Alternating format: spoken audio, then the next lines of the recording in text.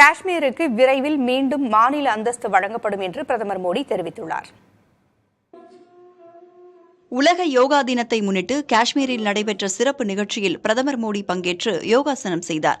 இதன்பின் பேசிய அவர், காஷ்மீரில் சட்டப்பேரவைத் தேர்தலை நடத்துவதற்காக நடவடிக்கைகள் ஏற்கனவே தொடங்கிவிட்டதாகவும், மக்கள் தங்கள் குறைகளை தங்கள் பிரதிநிதிகளிடம் கூறி நிவர்த்தி செய்து கொள்ளும் வாய்ப்பு கிடைக்கும் என்றும் தெரிவித்தார்.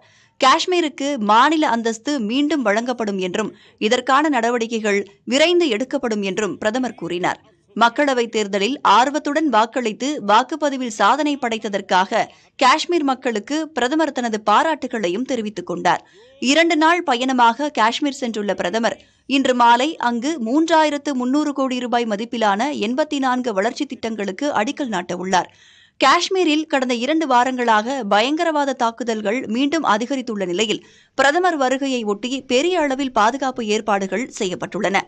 ஜம்மு காஷ்மீர் மாநிலத்திற்கு வழங்கப்பட்டிருந்த சிறப்பு அந்தஸ்து கடந்த 2019ஆம் ஆண்டு நீக்கப்பட்ட நிலையில் யூனியன் பிரதேசமாகவும் அறிவிக்கப்பட்டிருந்தது குறிப்பிடத்தக்கது.